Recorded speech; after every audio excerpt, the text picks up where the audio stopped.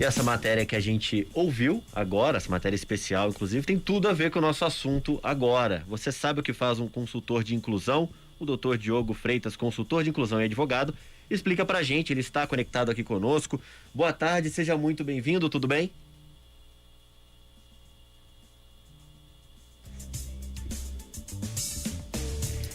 Boa tarde, tudo bem? Como vocês estão?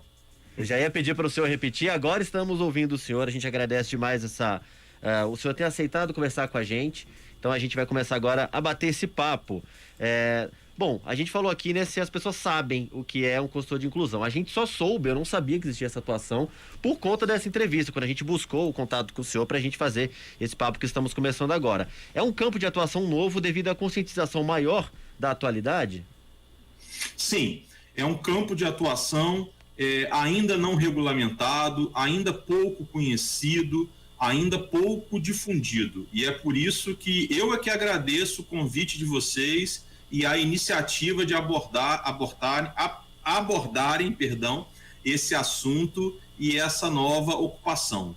Uhum. Mas para o senhor tem a ver mesmo com essa conscientização maior, né? Não é algo, digamos assim, que surgiu por necessidade só de mercado. Existe, é claro, uma questão de aptidão do mercado para isso, mas também existe uma conscientização maior, né? Do contrário, não existiria. Claro, nenhuma legislação, nenhuma ocupação profissional, ela passa a existir se não houver uma necessidade. Existe sim a necessidade da conscientização, existe sim a necessidade, infelizmente, da aceitação das pessoas que precisam ser incluídas. E nesse campo da inclusão, não só as pessoas que vocês estavam falando agora, os LGBTs, como deficientes físicos, etc., negros, enfim, são diversos grupos, diversas pessoas que precisam de uma inclusão melhor, infelizmente de uma aceitação melhor. Eu não gosto de usar o termo aceitação, embora seja verdade, porque eu penso que ninguém deveria depender de aceitação. Eu não deveria ter que estar falando, vamos aceitar os deficientes, vamos aceitar os negros, vamos aceitar. Eu não gostaria de escutar isso, igual eu escuto diariamente. E já que o senhor mencionou, né, a matéria que a gente estava ouvindo agora há pouco sobre os LGBTs, a gente tem visto cada vez mais as empresas prezando pela diversidade, né? Realizam palestras, buscam integrar talentos LGBT. Quais os benefícios disso para as empresas e também para o ambiente de trabalho, para aquela pessoa que vai trabalhar naquele local e encontra um ambiente já preparado, com pessoas já abertas a isso? Então, as empresas, elas são obrigadas a contratarem deficientes. Elas não podem discriminar as pessoas LGBTs, mas não há uma obrigatoriedade de lei nessa contratação. Há uma obrigatoriedade na diversidade. E o mercado também impõe isso. E as questões administrativas acabam sendo melhores com essa diversidade. Porque é inevitável você ter num ambiente empresarial hoje um negro, uma pessoa LGBT, um deficiente, isso é inevitável. E se essa pessoa estiver numa empresa onde a política empresarial, onde ela é minoria, onde ela vai ser discriminada, onde as pessoas não são esclarecidas, isso é muito ruim para a empresa. Não tem como uma empresa funcionar sem a inclusão. Até por questão legislativa no que toca os deficientes, questões de certificação de qualidade, exigem essas contratações de diversidade e por aí vai. Não tem como, Stefani, não tem como. Bom, e a gente tem a curiosidade de entender também como é o seu trabalho, né, doutor? Faça um resumo dele, como é feito o contato com você, qual a rotina, a empresa busca você, imagino, né? E você faz essas adequações, aponta essas necessidades também de adequação para eles. Hoje em dia, Léo, né? Desculpa. Leandro e Stephanie, professor. Nossa, desculpa, Leandro, eu troco o nome de todo mundo, minha esposa vive brincando. Não tem problema, muita gente me chama de Léo, até porque aqui na rádio tem o Leonardo Cassano também, não tem problema, mas é Leandro. Desculpa. Então, Leandro, hoje em dia, o consultor de inclusão, ele tem que enxergar além da curva. Ele tem que trabalhar com o antecedente do problema. Ele tem que dar soluções para o problema de maneira diferente. ele não pode ser só um advogado se ele não entende a dor daquela questão. Imaginemos um autista que precisa entrar num estabelecimento empresarial e ele sempre gosta de carregar algum objeto. Ele gosta de carregar uma pelúcia, gosta de carregar alguma coisa. E aí, naquele supermercado, por exemplo, você não pode entrar com objetos, porque senão eles podem presumir que aquele objeto é da empresa, etc, etc. Um advogado, ele vai dar a seguinte orientação para o vigilante. Não, a empresa tem o direito de impedir que as pessoas entrem com objetos tangíveis dentro do supermercado, porque o bem valioso da empresa, o estoque da empresa é mais importante, etc, etc, etc. Então, o advogado, simplesmente, ele não vai saber entender a dor de um autista, a dor de um cadeirante, a dor de alguém LGBT, etc. Então, o meu trabalho é nesse sentido, mais voltado para as pessoas com deficiência, porque um consultor de inclusão ele tem as suas sub-áreas, mas o consultor de inclusão ele tem que ver além. Se isso é um problema estrutural, ok, vamos procurar alguém que vai resolver esse problema estrutural, com soluções dentro da legislação e também que de fato vão atender ao público que tanto necessita.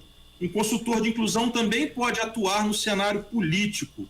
Eu mesmo participo de muitos projetos de lei, junto com os assessores de deputados, ajudando na elaboração dessas leis. Bem, vocês podem me encontrar no Instagram, eu tenho um perfil que chama Diogo Muito Além do Direito. Diogo Muito Além do Direito. Eu não sei se eu respondi sua pergunta, Leandro. Respondeu sim, respondeu a nossa curiosidade a respeito de como tudo isso funciona, né, Stephanie? Com certeza. E além do aspecto legal, né, já que o senhor tem esse perfil no Instagram, que eu imagino que seja mais voltado para essa parte, a gente tem também os outros lados, né, o pedagógico, terapêutico, econômico e social. Como é lidar com tudo isso e como é a formação?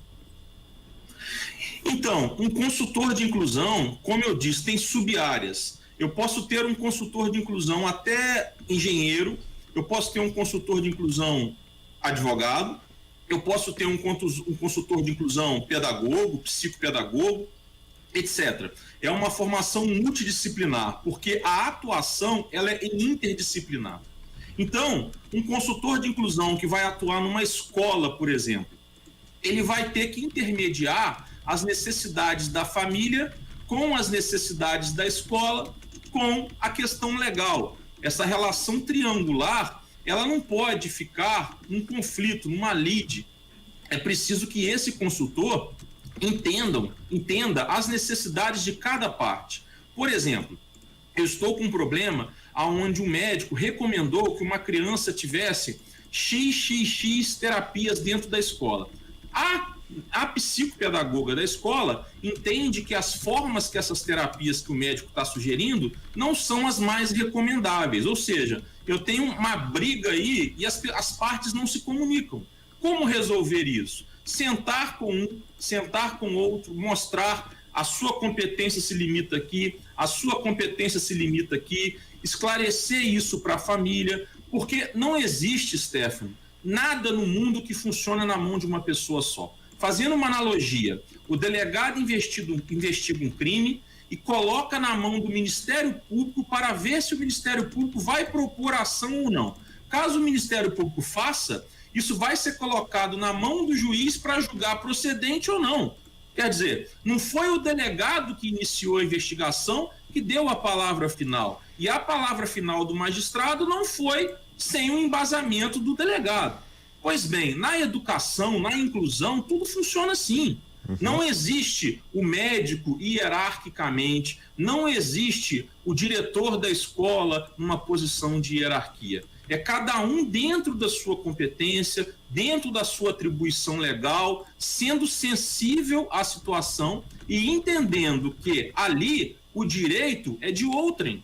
Nós estamos discutindo direitos alheios. Se eu vou a uma reunião de uma associação de pessoas que precisam de inclusão, eu tenho que entender que o direito ou é delas ou é dos filhos, dos entes queridos, e eles têm que entender também isso. Não dá para ficar levando tudo para o lado pessoal. Aquela pessoa está medindo força comigo, eu sou a diretora da escola, eu sou o médico. Não, a questão aí é a criança, não são vocês. Deixem para vocês medirem forças em outro momento.